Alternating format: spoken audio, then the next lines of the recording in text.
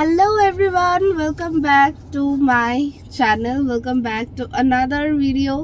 আগের ভিডিওগুলো তোমাদের কেমন লাগছে অবশ্যই তোমরা কমেন্ট করে কিন্তু আমাকে জানিও, আর কি কি মনে হয় একটু চেঞ্জ করতে হবে সেগুলোও জানিও। আমার যতদূর মনে হচ্ছিল আমার কথাটা একটু বেশি আসছে, তো অবভিয়াসলি আমাকে প্লিজ আমার ফ্লসগুলো একটু কমেন্টে লিখে জানিও যে কোন কোন জায়গাগুলো আমরা ইমপ্রুভ করতে পারি। So yes, let's start the video.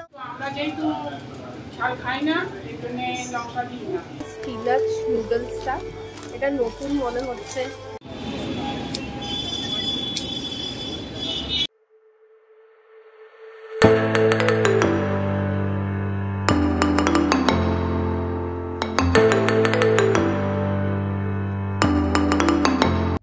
ইলিশের সিজন তো চলে এসেছে, কিন্তু এখনো আমাদের ইলিশ খাওয়া হয়নি। তো আজকে যাচ্ছি ইলিশ কিনতে। আর ইলিশ তো বাঙালিদের একটা ফেভারিট মাছ, অনেকেরই কিছু কিছু লোকজনের ফেভারিট না, কিন্তু আমাদের তো খুব ভাল লাগে ইলিশ মাছের তেল দিয়ে ভাত খেতে। সর্ষে ইলিশ জাস্ট অসাম লাগে। তো আমি খুব এক্সাইটেড, ও খুব এক্সাইটেড।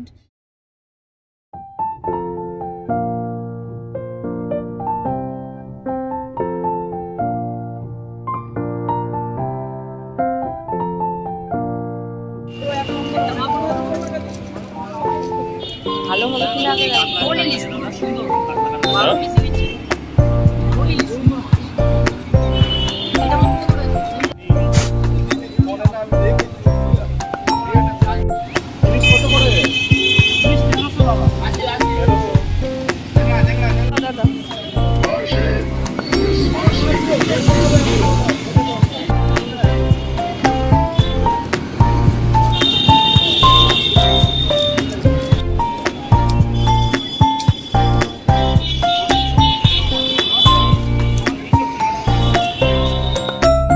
যেহেতু 10:30টায় বেরিয়েছি বাজার করতে, তাই মার্কেটে ইলিশ শেষ।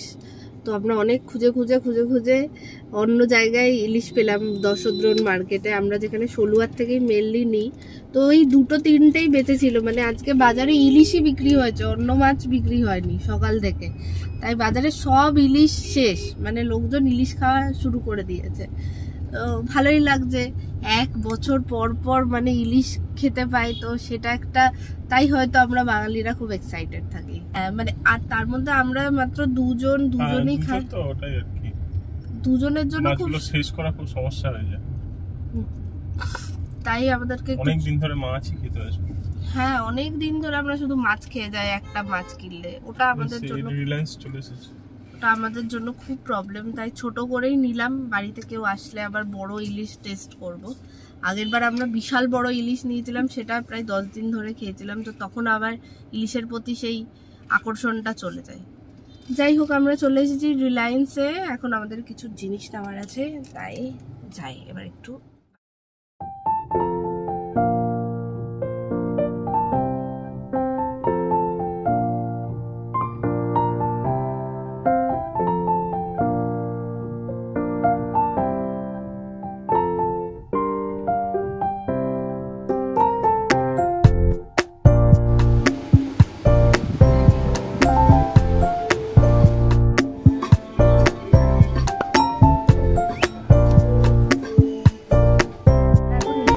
ছোলার ডাল আর সয়াবিন, এই সয়াবিনটা খুব ভালো, এটাই সবসময় বেস্ট সয়াবিন, গুড লাইফের, খুব টেস্টি হয় এই সয়াবিনটা,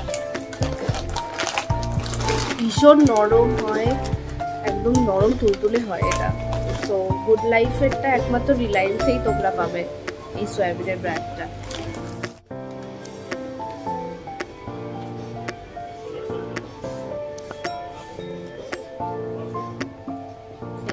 আমি একটু ব্যাগই খুলবো,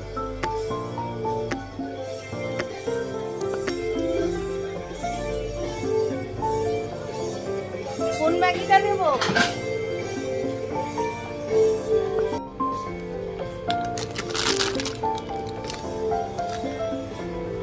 নিলাম এই স্পিনাচ নুডলসটা, এটা নতুন মনে হচ্ছে, দেখবো এটা খেয়ে কিরকম।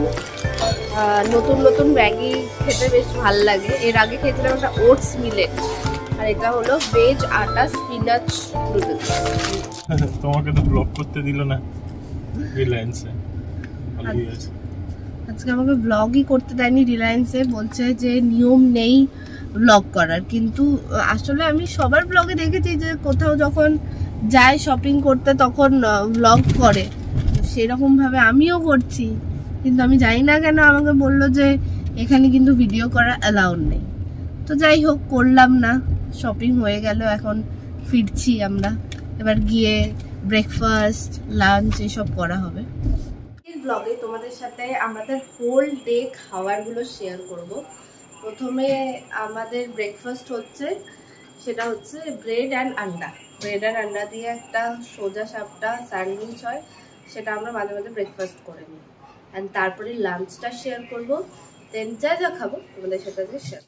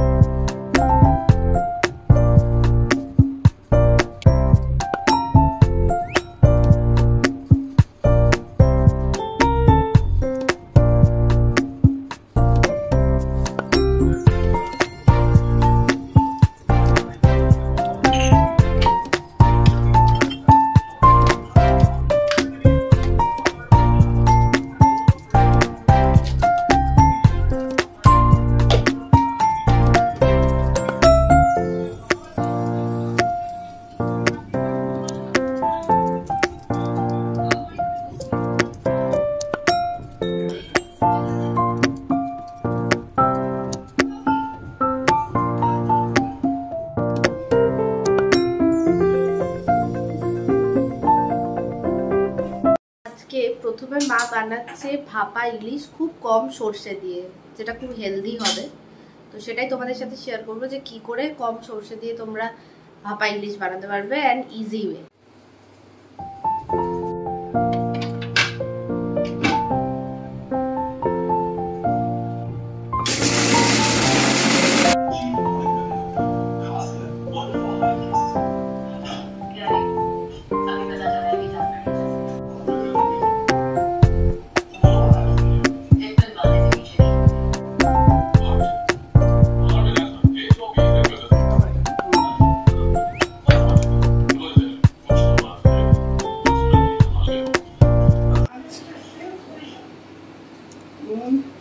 লবণ আর লঙ্কা আর হালকা জিরে, গোটা জিরে। ও, এখানে গোটা জিরে দেওয়া আছে? আর বেসন দেওয়া নেই? না, এটা মসুর ডাল বেটেছো? বেটেছি। না, পেঁয়াজটা বাটিনি, পেঁয়াজটা কুচি কুচি করে দিয়েছি, একদম জিরে জিরে করে।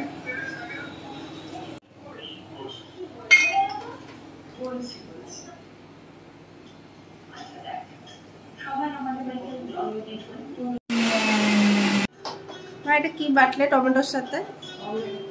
টমেটো, জিরে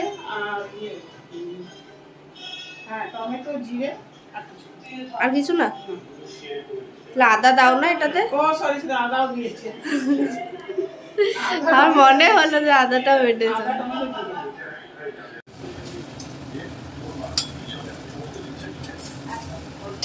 একদম কম তেলে ভাজা হচ্ছে, সবাই ডিপ ফ্রাইড করে, এটা একদম হেলদি।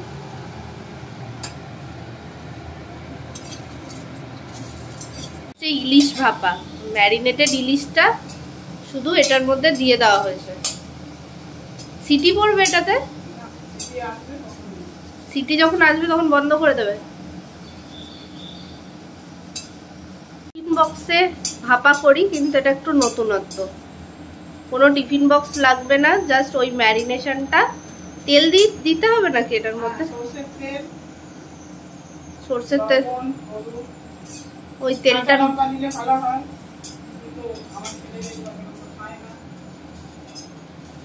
দিয়ে তারপর মাছটা দিয়ে এরকম ভাবে ফার্স্ট সিটিটা আসার আগেই বন্ধ করে দিতে হবে।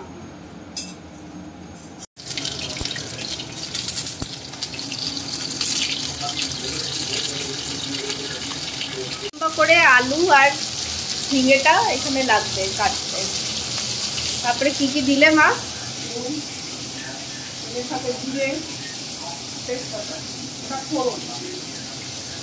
এটা পেঁয়াজ দিয়েও হয়, আমি পেঁয়াজ দিয়ে করছি। ফোড়নে তাহলে ধনে পাতা আর জিরে, আর এই যে ততক্ষণে সিটি পড়ে গেছে, মানে ভাপে মাছটা হয়ে গেছে আমাদের, ভাপে চিংড়ি। ধনেটা তাহলে পেস্টটাতেই অ্যাড করে দিলাম। কি করা হয়, আমরা প্রথমে চালটা দিয়ে একটু ফুটিয়ে রেখে দিই, আবার কিছুক্ষণ পর গ্যাস অন করে দিই ভাতটার জন্য। এতে এনার্জি সেভ হয়, যেটা আমাদের খুবই করা দরকার আজকাল। এনার্জি, ওয়াটার, এই দুটোই সেভ করাটা আমাদের রেসপন্সিবিলিটি। তো এইভাবে আমরা এনার্জিও সেভ করতে পারবো আর ভাতটাও খুব তাড়াতাড়ি হয়ে যাবে।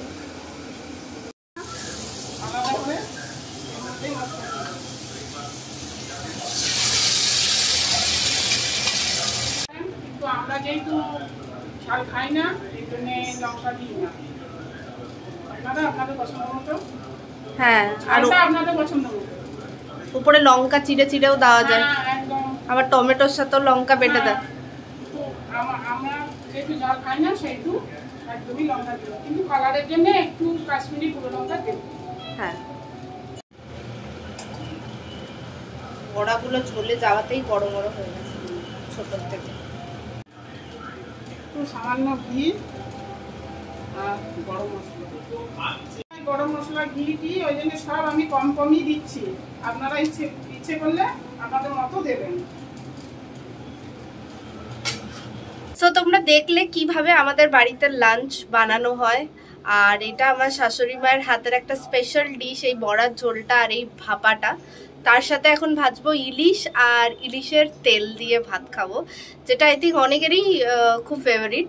আর এরকম যদি তোমরা আরও ভিডিও চাই, তাহলে কিন্তু মোটামুটি সবাইকে কমেন্টে ভরিয়ে দিতে হবে যে হ্যাঁ আমাদের হেসেলে কি কি রান্না হচ্ছে, তার রেসিপি কি তোমাদের সাথে শেয়ার করব। কিন্তু তার জন্য অবশ্যই কমেন্ট করে জানাতে হবে হ্যাঁ তোমরা এগুলো দেখতে চাও, তাহলে আমি আবার এরকমভাবে আমাদের হেসেলের রেসিপি তোমাদের সাথে শেয়ার করে নেব।